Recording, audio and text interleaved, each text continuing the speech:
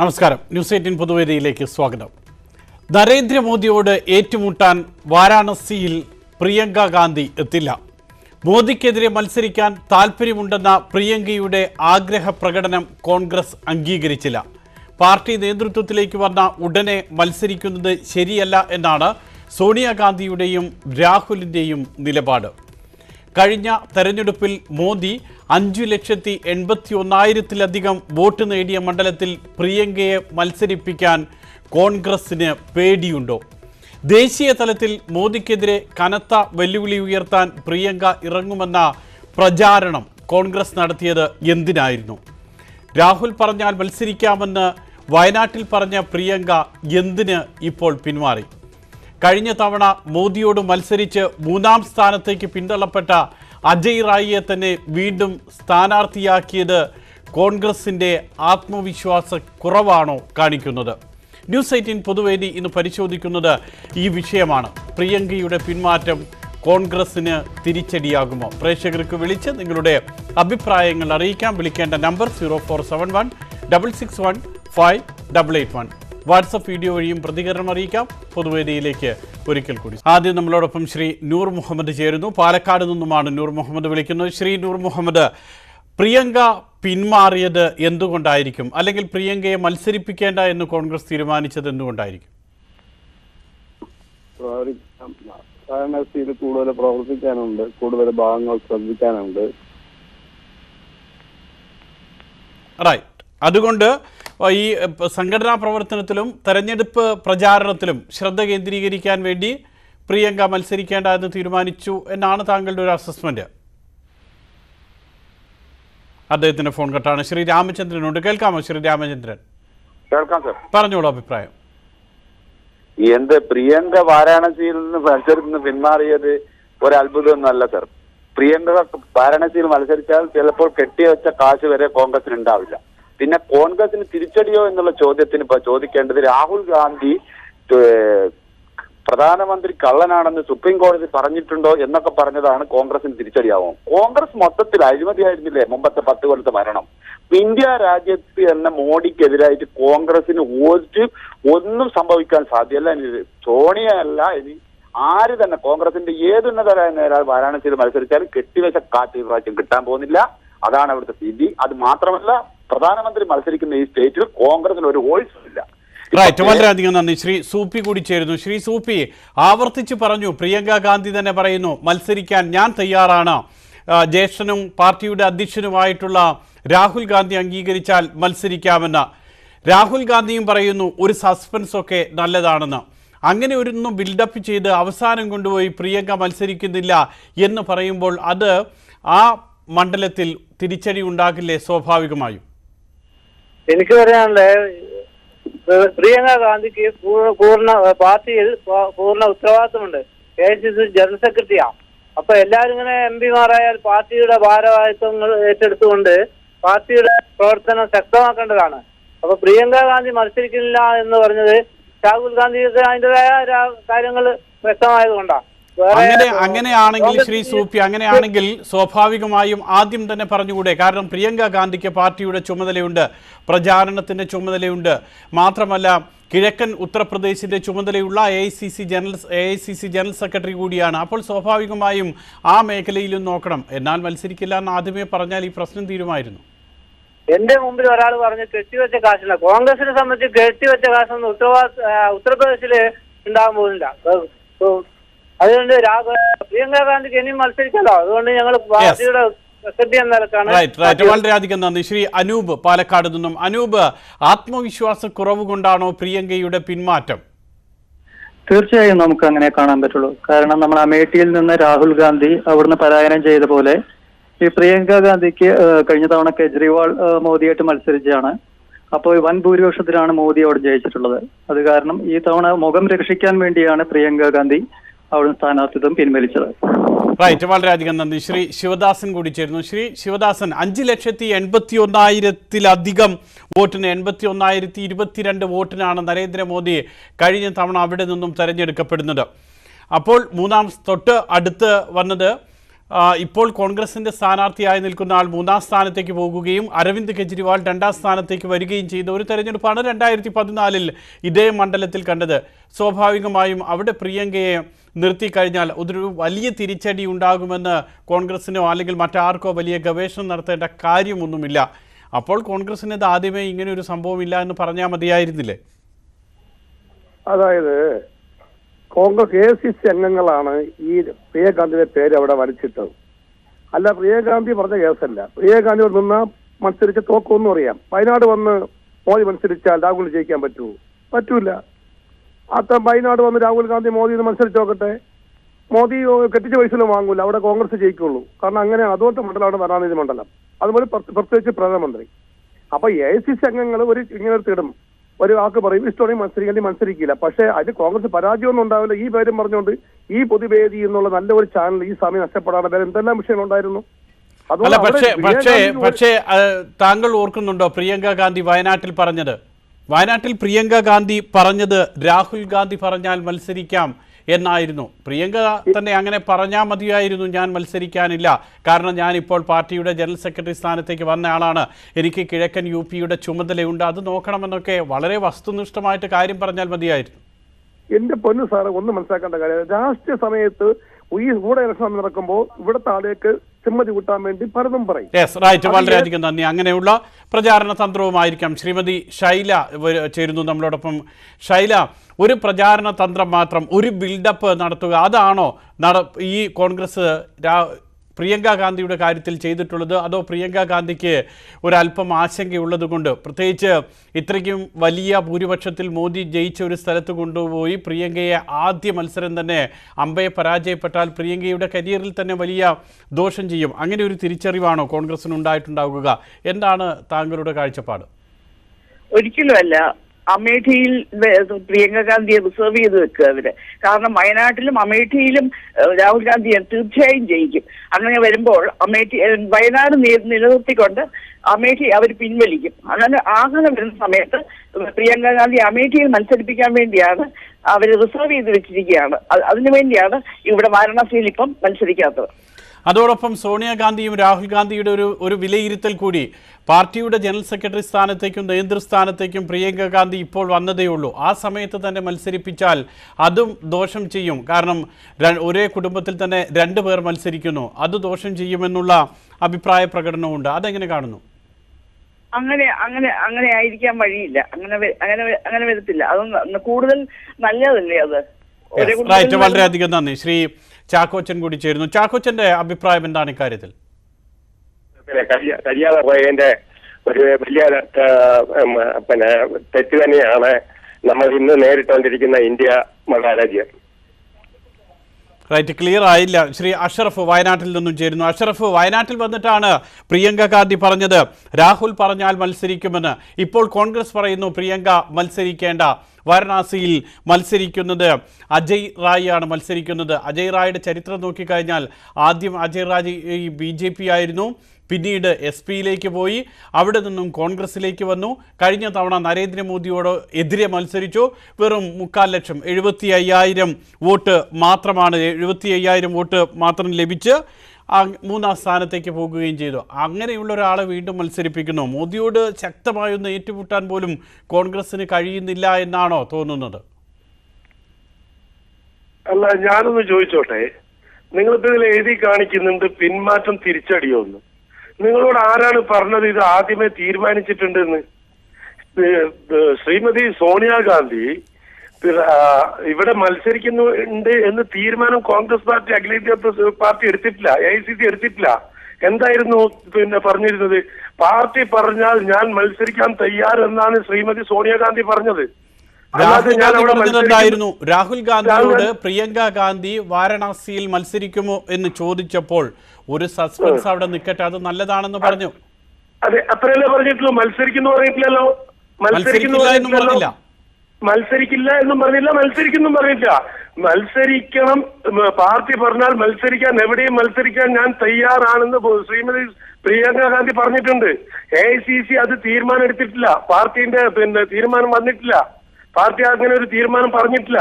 അവിടെ പരിശോധിച്ചപ്പോ ശ്രീമതി സോണിയാഗാന്ധിനെ കൊണ്ട് മറ്റെന്തെങ്കിലും പാർട്ടി കണ്ടിട്ടുണ്ട്, AICC എന്തെങ്കിലും കണ്ടിട്ടുണ്ടാവും, പ്രിയങ്ക ഗാന്ധിയെ കൊണ്ട് മറ്റെന്തെങ്കിലും കണ്ടിട്ടുണ്ടാവും, വേറെ എന്തെങ്കിലും അവസരങ്ങൾ കണ്ടിട്ടുണ്ടാവും. ശ്രീ ഷൈജു, ഇപ്പോൾ ഷൈജു നമ്മളോടൊപ്പം ഉണ്ട്. ഷൈജു, ഈ പ്രചാരണത്തിൽ രാഹുൽ ഗാന്ധി കഴിഞ്ഞാൽ കോൺഗ്രസിന് വേണ്ടി എല്ലായിടത്തും ഓടി നടന്ന് പ്രചാരണം നടത്തുന്ന ഒരു നേതാവ് ഇപ്പോൾ പ്രിയങ്ക ഗാന്ധിയാണ്. കോൺഗ്രസിൻ്റെ കയ്യിലുള്ള ഒരു ബ്രഹ്മാസ്ത്രമാണ് പ്രിയങ്ക ഗാന്ധി എന്ന് പറയുന്നത്. കാരണം ഈ തെരഞ്ഞെടുപ്പിൽ രാഹുൽ ഗാന്ധിയുടെ നേതൃത്വത്തിൽ കോൺഗ്രസ് പ്രതീക്ഷിക്കുന്ന അത്രയും ഉയരത്തിലേക്ക് വന്നില്ല എങ്കിൽ പിന്നീട് ഉപയോഗിക്കാനുള്ള ബ്രഹ്മാസ്ത്രമായി കരുതി വച്ചിരിക്കുകയാണ് പ്രിയങ്ക ഗാന്ധി. ആ ബ്രഹ്മാസ്ത്രത്തെ കൊണ്ടുപോയി നരേന്ദ്രമോദിയുടെ മുന്നിലിട്ട് ചീറ്റിച്ച് കളഞ്ഞാൽ പിന്നീട് അത് ഉപയോഗിക്കാൻ കഴിയില്ല, പിന്നീട് ഒരു നേതാവിന് ഉയർത്തിക്കാട്ടാൻ കഴിയില്ല. അതൊരു സത്യമല്ലേ? ഷൈജു കേൾക്കാമോ? പറഞ്ഞോളൂ. തീർച്ചയായും നരേന്ദ്രമോദിക്ക് ശക്തമായ ഒരു വെല്ലുവിളി ഉയർത്തുവാൻ പ്രിയങ്ക ഗാന്ധിക്ക് കഴിയുമെന്നുള്ള കാര്യത്തിൽ യാതൊരു സംശയവുമില്ല. കാരണം ഈ മണ്ഡലത്തിലെ നല്ലൊരു ശതമാനം വരുന്ന മതന്യൂനപക്ഷങ്ങളുടെ വോട്ട് തീർച്ചയായിട്ടും കേന്ദ്രത്തിൽ ഒരു അധികാര മാറ്റം ആഗ്രഹിക്കുന്ന, രാജ്യത്തെ ജനങ്ങൾ ആഗ്രഹിക്കുന്ന ഒരു സാഹചര്യത്തിൽ തീർച്ചയായിട്ടും വാരണാസിയിൽ പ്രിയങ്ക ഗാന്ധിക്ക് അനുകൂലമായി നല്ല ഒരു തീരുമാനം അവിടെ ഉണ്ടാകുമെന്നുള്ള കാര്യത്തിൽ യാതൊരു സംശയവുമില്ല. പിന്നെ ഇക്കാര്യത്തിൽ രാഷ്ട്രീയപരമായിട്ടുള്ള ഒരു തീരുമാനം കൃത്യമായി വന്നിട്ടില്ല എന്നാണ് എനിക്ക് അറിയുവാൻ കഴിയുന്നത്. തീർച്ചയായിട്ടും നരേന്ദ്രമോദിക്ക് ഒരു വെല്ലുവിളി ഉയർത്തുവാൻ പ്രിയങ്ക ഗാന്ധിയുടെ നേതൃത്വത്തിന് കഴിയും. അത് മത്സരിപ്പിക്കേണ്ടിയിരുന്നു എന്നാണ് സുധീഷ് കൂടി ചേരുന്നു. സുധീഷിന്റെ കാഴ്ചപ്പാട് എന്താണ്? ഇതിപ്പം വാരണാസിയിൽ പ്രിയങ്ക ഗാന്ധി മത്സരിക്കുന്നത് കോൺഗ്രസിന്റെ ഒരു പ്രചരണ തന്ത്രമായിരുന്നു. അവര് മൈലേജ് പരമാവധി കൂട്ടുക എന്ന് മാത്രമേ അതിന് ഉദ്ദേശിച്ചുള്ളൂ. ഇത് സാധാരണപ്പെട്ട ഒരു പൗരനെന്ന നിലയിൽ എനിക്ക് തോന്നുന്നത് അത് പ്രിയങ്ക ഗാന്ധി കുറച്ചുകൂടെ മൈലേജ് മീഡിയകളിൽ കിട്ടാൻ വേണ്ടി ചെയ്ത പരിപാടിയാണ്. അല്ല, അതിനകത്ത് വലിയ കാര്യമൊന്നുമില്ല. അതായത് എനിക്ക് എന്നെ പോലെ സാധാരണ പൗരന് തോന്നുന്ന കാര്യമുള്ളൂ, എളുപ്പം തോന്നുന്ന കാര്യം. അല്ലെങ്കിൽ അവരും മത്സരിക്കണം. അവിടെ ഒരു ഗെയിം പ്ലാൻ ആയിരുന്നു. അങ്ങനെ ഒരു ഗെയിം പ്ലാൻ കൊണ്ടുവന്ന അവസാനം അത് ഉപേക്ഷിച്ചു, അത്രേ ഉള്ളൂ. അവിടെ പരമാവധി മൈലേജ് കൂട്ടി, മീഡിയ വഴി പരമാവധി അവർക്ക് മൈലേജ് കിട്ടി, അത്ര തന്നെ. അതിനപ്പുറം അതിനകത്തില്ല. റൈറ്റ്, വളരെയധികം നന്ദി. ശ്രീ ദിലീപ് കൂടി ഡൽഹിയിൽ നിന്ന് നമ്മളോടൊപ്പം ചേരുന്നു. ദിലീപ് പ്രതീക്ഷിച്ചിരുന്നോ ദിലീപ് വാരാണസിയിൽ മോദിക്കെതിരെ പ്രിയങ്ക മത്സരിക്കുമെന്ന്? ഒരിക്കലുമില്ല. കാര്യം പ്രിയങ്ക ഗാന്ധി എന്ന് പറയുന്നത് കോൺഗ്രസിന്റെ ഒരു താരപ്രചാരകയാണ്. അവരൊരിക്കലും വാരണാസി പോലെ ഒരു മണ്ഡലത്തിൽ മത്സരിച്ചു കഴിഞ്ഞാൽ തീർച്ചയായിട്ടും അവരുടെ പ്രവർത്തന മണ്ഡലം വാരണാസിയായിട്ട് ചുരുങ്ങും.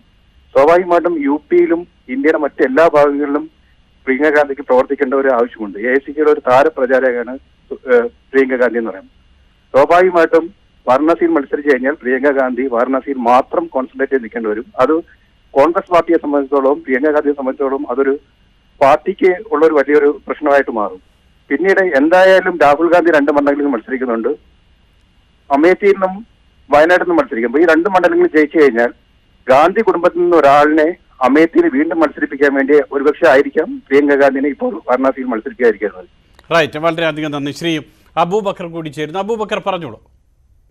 ഹലോ, അതെ, ഈ മോഡിയോട് മത്സരിക്കാൻ പ്രിയങ്ക ആയോന്ന് ചോദിച്ചാലേ, മോഡിക്ക് ഉള്ള പ്രചാരം എന്ന് വെച്ചാൽ അക്രമ രാജ്യത്തോട് ഗുജറാത്തിയിൽ കുറച്ച് പേര് സമ്പാദിച്ചെന്നുള്ളതല്ല. പ്രിയങ്കക്ക് മത്സരിക്കാൻ ഭയമായിട്ടൊന്നുമല്ല.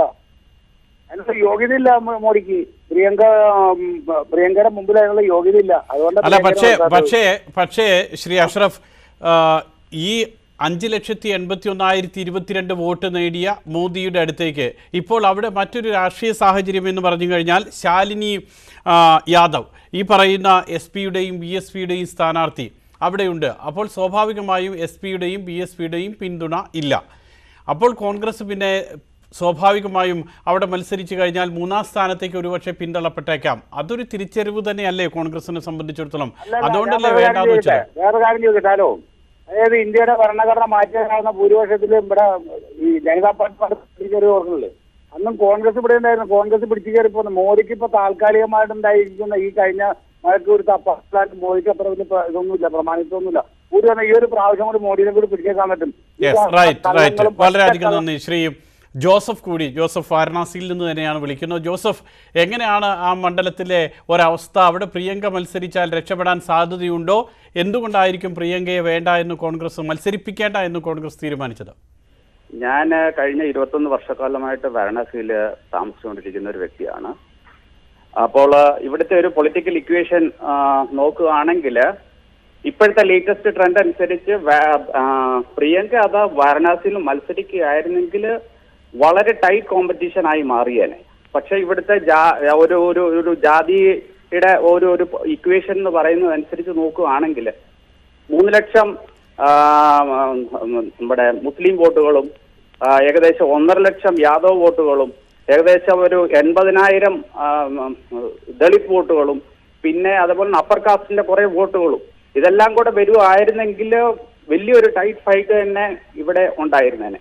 പക്ഷെ ഇപ്പോൾ എനിക്ക് ഒരു കാര്യം പറയാനുള്ളത്, എനിക്ക് തോന്നുന്നത് ഇതെല്ലാം വളരെ ഏറ്റവും ഹയർ ലെവലിലുള്ള ഒരു അഡ്ജസ്റ്റ്മെന്റ്സ് ആണെന്നുള്ളതാണ് എനിക്കിപ്പോൾ മനസ്സിലാക്കാൻ സാധിക്കുന്നത്. കാരണം എന്താണെന്ന് വെച്ചാൽ നമ്മുടെ ലക്നൌയിൽ രാജ്നാഥ് സിംഗിനെതിരെ കോൺഗ്രസ് ആണെങ്കിലും മഹാഗഠബന്ധൻ ആണെങ്കിലും ഏറ്റവും വീക്കായിട്ടുള്ള 2 കാൻഡിഡേറ്റ്സിനാണ് അവിടെ ഇറങ്ങിയിരിക്കുന്നത്. അതേപോലെ തന്നെ ബനാറസിലും ഏറ്റവും വീക്കായിട്ടുള്ള 2 കാൻഡിഡേറ്റ്സിനെയാണ് ഇവിടെ അവര് മത്സരിപ്പിക്കുന്നത്. അതുകൊണ്ട് എനിക്ക് ഇതിൽ നിന്നും മനസ്സിലാക്കുന്നത്, കാരണം ഇതിനു മുന്നേ ഒരു ചെറിയൊരു റൂമർ ബനാറസിൽ ഉണ്ടായിരുന്നു. അതായത് നമ്മുടെ പ്രിയങ്ക ഗാന്ധി ബനാറസിൽ മത്സരിക്കുകയാണെങ്കിൽ നമ്മുടെ 2 സീറ്റ് BJP ഒഴിച്ചിട്ടിട്ടുണ്ടായിരുന്നു. ഒന്ന് ഇൻഡോറും ഒന്ന് ന്യൂഡൽഹി സീറ്റും. കാരണം ഈ കോൺഗ്രസിന്റെ ഈ ഒരു ഡിസിഷന് വേണ്ടി അവർ കാത്തിരിക്കുകയായിരുന്നു. എന്തുകൊണ്ട് ഇവര് പ്രിയങ്ക ഗാന്ധി ഇവിടെ ഡിക്ലെയർ ചെയ്യുന്നോ ഇല്ലയോ എന്നുള്ളതിനെ കുറിച്ച് സേഫ് ആണെങ്കിൽ മോദി, സേഫ് അല്ലെങ്കിൽ സുരക്ഷിതമല്ലെങ്കിൽ മോദിയെ മറ്റിടത്തേക്ക് മാറ്റാമെന്ന് BJP ആലോചിച്ചിരുന്നു എന്നാണ് താങ്കൾ പറഞ്ഞു വരുന്നത്. ശ്രീ ഫൈസൽ കൂടി വരുന്നു. ഫൈസൽ, ഇങ്ങനെയുള്ള ഒത്തുകളികൾ നീക്കുപോക്കുകളൊക്കെ നടക്കുന്നുണ്ടോ? കരുത്തർക്ക് എതിരെ തങ്ങളുടെ സ്ഥാനാർത്ഥിയെ നിർത്താതിരിക്കുക, അങ്ങനെയൊക്കെ നീക്കങ്ങൾ നടക്കുന്നുണ്ടോ? എന്താണ് ഫൈസലിന്റെ ഒരു കാഴ്ചപ്പാട് ഈ വിഷയത്തിൽ? കോൺഗ്രസ് കടുത്ത അപജയത്തിലേക്കാണ് ഇന്ത്യയിൽ പോയിക്കൊണ്ടിരിക്കുന്നത്. കോൺഗ്രസ് എന്താണ് ഉദ്ദേശിക്കുന്നതെന്ന് ഈ രാജ്യത്തെ ജനങ്ങൾക്ക് മനസ്സിലാകുന്നില്ല. മോദിയെ പോലൊരു വർഗീയ ഫാസിസ്റ്റ് ശക്തിയുടെ കേന്ദ്രമായി നിൽക്കുന്ന ഒരു പ്രധാനമന്ത്രിയെ താഴെ ഇറക്കാൻ വേണ്ടി ശക്തമായിട്ടുള്ള ഇന്ത്യയിൽ പോരാട്ടം നടത്തേണ്ട കോൺഗ്രസ് BJPക്ക് അടിയറവ് വെക്കുകയാണ് ഈ തീരുമാനത്തിലൂടെ. പ്രിയങ്ക ഗാന്ധിയെ പോലെ ഹിന്ദി ഹൃദയഭൂമിയിൽ ഇത്രയേറെ ജനങ്ങൾക്ക് സ്വാധീനമുള്ള രാഹുൽ ഗാന്ധി ഒന്നുമല്ല. അത് ഇന്ത്യയിലെ മാധ്യമങ്ങൾ, പല മാധ്യമങ്ങളും ഇതിനോടൊപ്പം തന്നെ അത് പരസ്യമായും രഹസ്യമായും പല റിപ്പോർട്ടർമാർക്ക് മനസ്സിലായിട്ടുണ്ട്. അതുകൊണ്ടാണ് കോൺഗ്രസിന് UP പോലുള്ള ഒരു പ്രദേശത്ത് കോൺഗ്രസ് ഇന്റർനാഷണൽ കോൺഗ്രസിനെ തിരിച്ചു പിടിക്കണമെങ്കിൽ പ്രിയങ്ക ഗാന്ധി ഇറങ്ങണമെന്ന് കോൺഗ്രസിന്റെ ഹൈക്കമാൻഡിൽ നിന്ന് തന്നെ തോന്നിപ്പിച്ച പ്രധാനപ്പെട്ട ഘടകം അതാണ്. അത് കോൺഗ്രസിനകത്ത് ഇപ്പോഴും പലർക്കും അത് ബോധ്യപ്പെട്ടിട്ടില്ല. വാരണാസി പോലുള്ള നിർണായകമായുള്ള പ്രധാനമന്ത്രിക്ക് ഒരു സ്ഥാനാർത്ഥിയെ നിർത്തിക്കൊണ്ട് ദേശീയ തലത്തിൽ കോൺഗ്രസിന് മുഖം ഉയർത്തി കാണിക്കേണ്ടതിന് പകരം ഇന്റർനാഷണൽ കോൺഗ്രസ് BJPയോട് സന്ധി ചെയ്തിരിക്കുകയാണ്. ഇത് ഈ നാട്ടിലെ മോദിക്കെതിരെ വളരെ കരുത്തരായ സ്ഥാനാർത്ഥിയെ നിർത്താതെ കഴിഞ്ഞ തവണ വെറും 75,000 വോട്ട് മാത്രം പിടിച്ച് സ്ഥാനാർത്ഥിയെ നിർത്തിക്കൊണ്ട് കോൺഗ്രസ് സന്ധി ചെയ്യുന്നു എന്നുള്ളതാണ് അദ്ദേഹത്തിന്റെ അഭിപ്രായം. മറ്റു പ്രേക്ഷകരുണ്ട്, അവരിലേക്ക് വരാം. അഭിലാഷ് ഇടുക്കിയിൽ നിന്നും നമ്മളോടൊപ്പം ചേരുന്നു. അഭിലാഷ്, ഇങ്ങനെ ഒരു പിന്മാറ്റം അത് ആദ്യമേ ഉറപ്പിച്ചതായിരുന്നോ, അതോ പ്രിയങ്ക ഗാന്ധി മത്സരിക്കുമോ മോദിക്കെതിരെ എന്നുള്ള ഒരു പ്രതീക്ഷ താങ്കൾക്കുണ്ടായിരുന്നു? അഭിലാഷ് പറഞ്ഞോളൂ, TV ശ്രദ്ധിക്കേണ്ട. അഭിലാഷ് ഫോണിൽ പറഞ്ഞാൽ മതി, കേൾക്കാം. അഭിലാഷിന്റെ ഫോൺ കട്ടാണ്. ശ്രീ ഫൈസൽ ഉണ്ട്. ഫൈസൽ പറഞ്ഞോളൂ. ഹലോ ഫൈസൽ പറഞ്ഞോളൂ, കേൾക്കാം. അഭിലാഷ് ഫൈസലാണ്. റൈറ്റ്. ഇപ്പോൾ അഭിലാഷാണോ ഫൈസലാണോ സംസാരിക്കുന്നത്? ഫൈസൽ പറഞ്ഞോളൂ അഭിപ്രായം. TK ഫൈസൽ മണ്ണാർക്കാട്. റൈറ്റ് പറഞ്ഞോളൂ അഭിലാഷ്. എനിക്ക് പറയാനുള്ളത്, വാരാണസിയിൽ മത്സരിക്കാൻ TK ഫൈസൽ